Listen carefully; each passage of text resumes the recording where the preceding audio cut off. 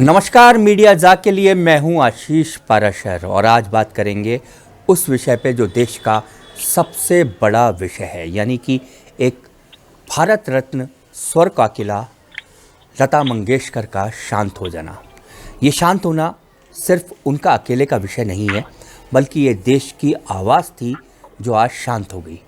1962, याद करिए, जब भारत चीन के साथ युद्ध किया था और चीन के युद्ध के बाद जब परेड हुई थी और स्वर कोकिला लता मंगेशकर ने एक गाना गाया था, ए मेरे वतन के लोगों।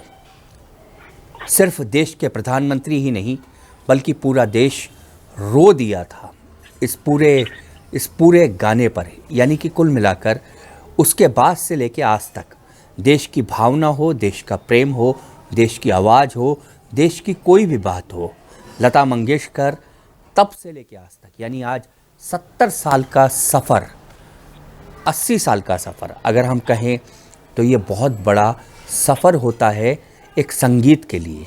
और इस संगीत के लिए जिस तरह से उन्होंने मेहनत की, जिस तरह से उन्होंने अपना प्रण लगाया, आज उस संगीत का, उस युग का एक अंत हो गया है। ये युग पूरे समय में, यानी कि पूरे कालजयी समय में याद रखा जाएगा। और इस पूरे विषय पे बात करने के लिए हमारे साथ जुड़े हुए हैं फिल्म अभिनेता धर्मेंद्र के साथ हम बात करेंगे। आज मेरे लिए बहुत ही दुखी दिन है और मैं बहुत उदास हूं जब से ये खबर सुनी है। मेरे उनके रिश्ते सर्वों से भी गूढ़े थे, हमेशा प्यार से बात करती थी, फोन पे रहते थे। अभी बिल्कुल धर्मेंद्र जी, एक लंबा रिश्ता आपका रहा है, बहुत लंबा रिश्ता। जी हाँ, जी हाँ। एक बहन की तरह आपका रिश्ता रहा है। और 1962 के युद्ध के बाद की बात करें तो देश की आवाज बन गई थी लता जी, भारत लता जी। और सबसे बड़ी बात है कि देश की आवाज के साथ देश की हर भावना को उन्होंने गाया। 49-50 से उनकी आवाज ने अपना बता दिया था कि आवाज क्या होती है, लता जी क्या है। अब तब के भी गाने सुनिए, बहुत प्यारे गाने थे उनके। आएगा आने वाला है, एनीवे भी वो लता जी बनना तो बहुत मुश्किल है उसके लिए भी। आज मेरे ख्याल से पूरी दुनिया सदमा में होगी। और मैंने अभी उनकी बहन उषा जी से बात की, उन्हें तसल्ली, हौसला दी। और मेरे साथ तो मुझे तो हमेशा हौसला देती थी, अपना ख्याल रखो, सेहत देखो, फिर हौसला देते चली गई। दुख की घड़ी आज मेरे लिए। बिल्कुल धर्मेंद्र जी, ये आपके लिए नहीं, पूरे देश के लिए एक बड़ी दुख की घड़ी है। पूरे देश की एक आवाज बंद हो गई। धर्मेंद्र जी, आपकी बहुत सारी फिल्में थी जिसमें उनकी आवाज आपकी आवाज के साथ मिली थी। क्या सबसे अच्छा आज कौन सा गाना आप कंट्रीब्यूट करना चाहेंगे देश के साथ? उनका वो पहले ही गाना, आपकी नजरों ने समझा प्यार के काबिल मुझे, वो गाना बहुत खूबसूरत था उनका। आज भी सुनो तो ऐसे लगता है कि कानों में शहद घुल गया। उनका कोई भी गाना उठा लीजिए। मेरा पहला गाना तो उन्होंने जो गाया था वो था जाने क्या ढूंढती, उसमें वो था जीत ही लेंगे बाजी हम तुम, खेल अधूरा छूटे ना। उस दिन बहुत खुश था कि सबको चिट्ठियां लिख रहा था कि आज लता जी गाना गा रही है। इनसे मिलने गया भी था मैं वो स्टूडियो में, थोड़ी मुस्कुराई, मिली भी थी, बहुत प्यार से गाया था, तुम तरक्की करोगे। अच्छी बात नहीं की मेरे साथ, आहिस्ता आहिस्ता रिश्ता सबों से जुड़ा हो गया था। आज बहुत दुखी हूँ मैं, आज भी आप भी दुखी हैं। और ज्यादा बातें मैं उनके बारे में क्या कहूँ। धर्मेंद्र जी, एक आखिरी सवाल आपसे, आखिरी सवाल ये कि कैसे विदाई देना चाहेंगे इस स्वर कोकिला को जो पूरे देश की आवाज थी, एक गाने के साथ जो आपको सबसे अच्छा लगता है? वो जो सबके लिए उन्होंने गाया था कि जरा याद करो, नृत्य। वो गाना अभी 26 जनवरी को तो फौजी भाइयों के लिए गाती थी, ऐ मेरे वतन के लोगों। हाँ बिल्कुल, वो पूरे देश की आवाज बन चुका है। प्रधानमंत्री तक को उन्होंने तो मैं आज वतन के लोगों लता जी को भी याद कर लो, वो उनके साथ भी जाता है। बिल्कुल बिल्कुल सही कह रहे हैं धर्मेंद्र जी। बहुत बहुत धन्यवाद आपका हमारे साथ जुड़ने के लिए। और जी आज पूरा देश दुखी है, जी देश शोक मना रहा है एक स्वर कोकिला के खोने का। ये अजूबे होते हैं ये लोग, ऐसे इंसान अजूबे बन के रह जाते हैं। बिल्कुल बिल्कुल सही कह रहे हैं धर्मेंद्र जी। ये लोग अजूबे हैं। कोई विश्वास नहीं करेगा कि 92 साल की उम्र तक इतने गले को साफ रखकर गाना गाना और इतनी सक्रियता, आखिर भगवान ने उनको छीना, लेकिन उससे पहले तक वो सक्रिय रही। उनकी तपस्या, उनकी इबादत, उनकी नेकी, उनका किरदार, उनके अमल सब इसमें आजादी की वजह है ये सब कुछ। जो और उनकी नेकियां, उनके माँ बाप के अच्छे कर्म, पता नहीं क्या कुछ मिला के लता मंगेशकर बनी होंगी। बहुत बहुत धन्यवाद धर्मेंद्र जी आपका। और धर्मेंद्र जी के बाद हम बात करेंगे उदित नारायण जी से, जो गायक हैं उदित नारायण जी, क्योंकि उन्होंने बहुत लंबा समय लता जी के साथ बिताया है। लता जी के साथ बहुत सारे गाने गाए हैं। धर्मेंद्र जी ने जिस तरह अपनी बातें शेयर की, धर्मेंद्र जी ने, उन्होंने बताया कि किस तरह उनके फिल्मी गाना, उनका फिल्मी सफ़र में लता जी का बहुत बड़ा योगदान रहा। उदित नारायण जी के साथ भी हम बात करते हैं। उदित नारायण जी बताएंगे कि किस तरह से सारा सफ़र उनका रहा। उदित जी के साथ हम बात करते हैं। उदित जी, बहुत बहुत स्वागत है आपका। उदित जी, कैसा सफ़र रहा आपका लता जी के साथ? बहुत दुख की बात है, मतलब बहुत बड़ा क्षति है फिल्म जगत का, देश का, पूरे दुनिया में लता जी की आवाज को लोग इतना प्यार करते थे, करते हैं, करते रहेंगे। वो आवाज यानी कि कोहिनूर हीरा हमसे ऊपर वाले ने छीन लिया। उदित जी, आपने तो बहुत सारा लंबा समय इनके साथ बिताया है, बहुत सारे गाने भी आपने गाए हैं। बिल्कुल सही है। तो आप सबसे यादगार पल कौन सा आज शेयर करना चाहेंगे? एक से एक यादें हैं, क्योंकि लता जी मुझे छोटे भाई की तरह प्यार करती थी, आशीर्वाद देती थी। कई बार मैंने सुना है कि प्रोड्यूसर डायरेक्टर्स को कहती थी कि ये गाना किससे गवाना है मेल सिंगर में, तो प्रोड्यूसर बोलते थे कि आप बताइए। तो जैसे यश चोपड़ा जी है तो उनको बोलते थे ये गाने में उदित नारायण शूट करेगा, तो ऐसा भी करती थी कई बार। और कहीं पे भी हम रिकॉर्डिंग में मिलते थे तो साथ में खाना खाना, जोक शेयर करना, और मतलब कमाल की यादें सब है। मतलब जितना भी कहा जाए कम है। उदित जी, एक बड़ी बात कि 92 साल तक एक्टिव रहना अपने आप में एक बहुत बड़ी बात होती है जी, है ना? बहुत बहुत बड़ी बात है 92 साल तक एक्टिव रहना और गाने गाना। मतलब ये सबके लिए है नहीं, हो भी नहीं सकता, पॉसिबल भी नहीं है। ये भगवान की बहुत असीम कृपा रही कि हमारे देश में लता मंगेशकर जी जैसे फनकार, कलाकार हमने पाया। तो वो एक इतिहास है, इतिहास लिख के चली गई, हम उस इतिहास को पढ़ते रहेंगे। बिल्कुल, माँ सरस्वती का सबसे बड़ा आशीर्वाद उनके पास था। उदित जी, एक आखिरी सवाल आपसे, ऐसा कौन सा गाना आप शेयर करना चाहेंगे जो आपने उनके साथ गाया और आज तक आप ये मानते हैं कि वो आपके लिए सबसे यादगार है? मतलब एक से एक गाने हैं उनके साथ, और मैं अपने आप को सौभाग्यशाली समझता हूं कि इस जनरेशन में मुझे लगता है सबसे ज्यादा काम करने का, गाना गाने का सौभाग्य प्राप्त हुआ मुझे लता जी के साथ। बिल्कुल। हाँ, तो पहली पहली बार मिलाता है यही, सीने में फिर आग लगाता है, धीरे धीरे प्यार सिखाता है यही, हंसाता है यही, यही रुलाता है, दिल तो पागल है। धन्यवाद, धन्यवाद उदित जी आपका बहुत बहुत। और अब हमारे साथ जुड़ चुके हैं देश के एक बहुत बड़े कवि, राष्ट्र भक्ति विचारधारा के कवि विनीत चौहान जी हमारे साथ जुड़ चुके हैं। विनीत जी बहुत बहुत स्वागत है आपका इस पूरी चर्चा के लिए। विनीत जी आपका स्वागत है। विनीत जी आज देश के लिए एक बहुत शोक का मौका है।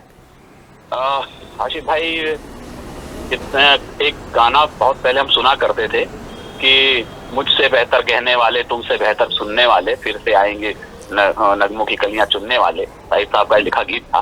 लेकिन मुझे लगता है कि लता जी पर ये गाना फिट नहीं बैठता। न उनसे बेहतर कोई आने वाला है, न उनसे कोई बेहतर गाने वाला है। वो एक दैवीय स्वर था। उन्हें अब सुने ना आप तो आपको लगेगा जैसे हृदय से आवाज निकली है, कंठ से नहीं निकली है। वो यदि मैं एक कवि के नाते कहूँ कि उनका जो उच्चारण था वो इतना कमाल का था कि उन्हें पता था कि इस शब्द का अर्थ क्या है। वो उतनी ही गहराई से उसे निकालती थी, उस स्वर को भाव के साथ वो समझ करके गाती थी। भारतीय संस्कृति का पूरा उनके ऊपर प्रभाव था। कई बार उनसे इंटरव्यूज में लोगों की बातें हुई तो उनका आजकल ये फ्यूजन वाले जो गीत चल पड़े हैं, कुछ नए और पुरानों को मिला करके ठुमके लगाना, तो उसका हमेशा उन्होंने विरोध किया कि ये ठीक नहीं है। 70 साल तक कोई अपनी इंडस्ट्री में गाए, 1000 फिल्मों में उन्होंने गाने गाए और 36 भाषाओं में उन्होंने गाने गाए हैं, 50,000 गाने उन्होंने गाए। ये कोई छोटा वो नहीं है। मुझे लगता है न भूतो न भविष्य ऐसा व्यक्तित्व का होना बड़ा मुश्किल है कि वो हो जाए। बिल्कुल बिल्कुल विनीत जी आप बिल्कुल सही कह रहे हैं कि माँ सरस्वती का सीधा आशीर्वाद शायद उनके मस्तक पर था। कोई आप कह रहे हैं कि ना भूतो ना भविष्यति शायद कभी नहीं हो सकता। 50,000 गीत गाने का रिकॉर्ड कोई नहीं कायम कर सकता। हम लोग 10 कविताएं लिख ले तो अहंकार करना शुरू कर देते हैं। आप उनकी भाषा देखिएगा, प्रधानमंत्री मोदी उनसे बात करने के लिए लालायित हैं और वो जिस विनम्रता से बातचीत कर रही हैं वो अद्भुत था। मतलब जब प्रदीप जी का गाना जैसे उन्होंने कहा, ए मेरे वतन के लोगों जो आंख में भर लो पानी, तो आज पूरा वतन आंख में पानी भरे हुए है उस बेटी के लिए। तो ये बड़ा अद्भुत संयोग था कि उन्होंने प्रदीप जी का आज जयंती भी है, संतोष जी के गाने गाए उन्होंने क्रांति फिल्म के अंदर। मतलब ऐसा कोई गाना नहीं है, जब ब्लैक एंड व्हाइट फिल्म शुरू हो रही थी तब से लेकर आज रणवीर कपूर तक उन्होंने स्वर दिया है अपना। तो ये एक छोटा सफर नहीं है। भारत रत्न सचमुच में वो भारत रत्न थी और न भूतो न भविष्य ऐसा स्वर मुझे नहीं लगता कि कोई आया होगा, ऐसा मुझे लगता है। आज मैं जब उन्हें सुन रहा था टीवी पर तो मेरा मन हुआ कि कुछ कहूं, मैंने कुछ पंक्तियां कही। बिल्कुल बिल्कुल विनीत जी मैं आपसे यही कहना चाह रहा था कि एक आज एक कवि का मन क्या कहता है, एक कवि क्या कहता है, मैं ये सुनना चाहता हूँ। मेरे को लगा कि अभी और उजाला वो था ना, हमारा वो था, उजियारे से पहले मेरे अपने द्वारे क्यों अंधियार छा गया, बेमौसमी सामन में क्यों सबके घर पतझड़ छा गया, दिल घायल है मन घायल है पलकें भी बोझिल बोझिल हैं, नैया जैसे फंसी भंवर में दूर रहे कोई साहिल है, सागर गहरा नैया छोटी और प्रबल तूफान आ गया, बेमौसमी सामन में क्यों मेरे घर पतझड़ आ गया, इतनी नीरस दुनिया लगती होना सरस बहुत मुश्किल है, शिकवे करना या कुछ कहना उससे बहस बहुत मुश्किल है। उससे मेरा मतलब ईश्वर से, हम उसके निर्णय को नकार नहीं सकते, बस यहीं आकर मनुष्य हार जाता है। इतनी नीरस दुनिया लगती होना सरस बहुत मुश्किल है, शिकवे करना या कुछ कहना उससे बहस बहुत मुश्किल है, इसीलिए सब उस पर छोड़ा जो भी उसको रास आ गया, उजियारे से पहले लेकिन द्वारे क्यों अंधियार छा गया, बेमौसमी सावन में क्यों सबके घर पतझड़ छा गया। ऐसा मुझे लगता है कि लता जी के जाने से एक सावन में भी पतझड़ जैसा एहसास हमें होने लगा है। हम बसंत पंचमी का एक दिन गया है और सरस्वती ने अपनी बेटी को शायद अपने पास बुला लिया है। वो सरस्वती की बड़ी आराधिका थी। मैं अपने बहुत बहुत प्रणाम उन्हें निवेदित करता हूँ। बिल्कुल, बहुत बहुत धन्यवाद विनीत जी आपका हमारे साथ इस बातचीत के लिए, और जो आपने जो शब्द कहे, जो भावनाएं कही, हम उन पूरी भावनाओं को पूरे सम्मान के साथ हम अर्पित करते हैं माँ सरस्वती की इस बेटी को, लता मंगेशकर को। बहुत बहुत धन्यवाद विनीत जी आपका। और अब हम हमारे साथ इस चर्चा में जोड़ना चाहेंगे अरुण बख्शी जी को, जो बॉलीवुड से हैं, फिल्म स्टार हैं और गायक भी हैं। और अब हमारे साथ इस चर्चा में जुड़ गए हैं अरुण बख्शी मुंबई से। अरुण जी, आज पूरे देश की एक बड़ी आवाज़ शांत हो गई है। आप भी गायक हैं, बहुत सारी शायद फिल्मों में आपने साथ भी गाया होगा। आज कैसा महसूस कर रहे हैं? देखिए, बहुत ही दुखद समय है, बहुत दुखद समय है। Lata ji, we had only one Lata ji, और ऐसी सदियों, आने वाली सदियों तक लता मंगेशकर पैदा ना हो पाएगी। लेकिन अब सवाल ये पैदा होता है, लता जी ने वसीयत क्या छोड़ी? लता जी ने जो लेगेसी छोड़ी है उसमें मेहनत, मशक्कत, रियाज, सुर, ताल, ये आने वाली जितनी भी सदियों तक जनरेशन्स हैं उनके लिए एक बहुत बड़ा एक संदेश है, पैगाम है कि आप वैसी स्ट्रगल पार करके अपने आप को चमकाइए और अपने आप को बहुत बड़ा सिंगर बनाइए और बहुत बड़ा अच्छा इंसान बनाइए। अब ये मुश्किल है कि वो अच्छी सिंगर थी या अच्छा इंसान थी, वो दोनों ही उत्तम श्रेणी की थी। 8-9 साल की उम्र से एक संघर्ष शुरू हुआ। उनके पिता हृदयनाथ मंगेशकर के बाद एक संघर्ष शुरू हुआ। वो संघर्ष उनका लंबा चला और लगभग 70 साल बॉलीवुड, 50,000 गाने। शायद मेरे को लगता है कि ये रिकॉर्ड कोई नहीं तोड़ पाएगा। नहीं, उनके पापा का नाम था दीनानाथ मंगेशकर, माफी चाहूंगा। उनके उनके भाई थे, भाई थे। और आप देखिए, महाराष्ट्रन परिवार में पैदा होना और उसके बाद में उनका डायलेक्ट, उनका तलफ्फुज के ऊपर काम करना। मुझे याद है एक बार दिलीप साहब ने एक तंज करता था लता जी के ऊपर कि जब ये सिंगर गाएंगी तो ऐसा लगता है दाल भात की जो है वो आएगी, एक एहसास होगा। और उसको लता जी ने एक बहुत ही बड़े चैलेंज की तरह दिया। उन्होंने अपने उच्चारण, तलफ्फुज के ऊपर इतना काम किया, उर्दू सीखी, टीचर रखा, और आज की डेट में जितने भी उन्होंने गाने गाए हैं, मजाल है किसी पे आप कोई उंगली उठा सकते हैं कि लता जी का तलफ्फुज नहीं ठीक है। जहाँ नुक्ते हैं वहाँ पे नुक्ते हैं, जहाँ पे अंदाजे बयां है वो अंदाजे बयां है। देखिए, ऐसी मैं इन्हीं के स्टूडियो में रिकॉर्डिंग करता हूँ। अभी भी मैंने 2 गाने जो है, कृष्ण भगवान का और एक साईं बाबा का, वहाँ पे रिकॉर्ड किया है। और आप देखिए आशीष जी, वहाँ पर बरकत है, वहाँ पे एक बरकत मिलती है। जितने भी संगीतकार आते हैं एक बरकत मिलती है, एक आशीर्वाद मिलता है।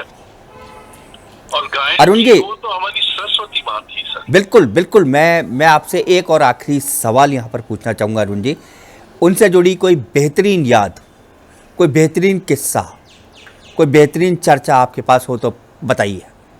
देखिए, मैं आज तक कभी उनसे मिला नहीं। मैंने सिर्फ आशा भोसले जी के साथ एक गाना गाया था, वो था बलवान फिल्म का, खोखा खोखा पाजी खोखा खोखा। मेरा सपना था कि मैं लता जी के साथ भी गाऊं। मेरा सपना था कि मैं नूरजहां जी के साथ भी गाऊं। ये मेरा सपना था। मेरे सपने पूरे नहीं होते, लेकिन उस सपने का एक हिस्सा था कि आशा जी के साथ भी गाऊं। वो मेरा पूरा हुआ।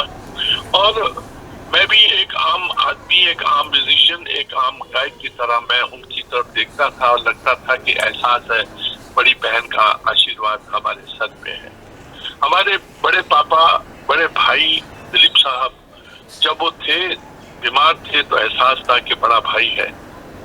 वो भी हमसे चले गए। और देखिए, आज हमारी बड़ी दीदी, जिनको हम प्यार से दीदी बोलते थे, वो भी चली गई, लेकिन अपना आशीर्वाद छोड़ गई हैं। सदियों के लिए कलाकारों के सर के ऊपर होगा। 47 से लेके आज तक जितने भी साल हुए हैं, आप ये देखिए कि उन्होंने हिंदुस्तान को पाला पोसा है, संगीत से घुट्टी दी है। लोग जो है उनके गाने गा गा के अपनी जिंदगी को डिफाइन करते हैं, परिभाषित करते हैं। आशीष जी, बिल्कुल बिल्कुल अरुण जी, आप सही कह रहे हैं कि लोग उनके गाने गा गा कर आज एक मुकाम पर पहुंचना चाहते हैं, एक नई जिंदगी पाना चाहते हैं, उनकी आवाज़ को अपना कर एक नई अपनी खुद की आवाज़ बनाना चाहते हैं, अपनी पहचान बनाना चाहते हैं। अरुण जी, बहुत बहुत धन्यवाद हमसे बातचीत करने के लिए। इस पूरी बातचीत के लिए आपका बहुत बहुत धन्यवाद। तो आज इस पूरी चर्चा जो हमने की, वो पूरी चर्चा आज ना हमने राजनीति पे की, ना हम और किसी बात पर करना चाहते थे, क्योंकि आज देश का सबसे बड़ा विषय यही है। क्योंकि एक आवाज़ चुप हो गई और उस पूरी आवाज़ को हम श्रद्धांजलि देना चाहते हैं, इसलिए कि कल बसंत पंचमी थी, यानी माँ सरस्वती का दिन। और आज के दिन माँ सरस्वती ने अपनी उस बेटी को अपने पास बुला लिया, जो देश की आवाज़ थी। पूरे देश में जब जब देशभक्ति को याद किया जाता है तो एक ही स्वर गूंजता है, ए मेरे वतन के लोगों।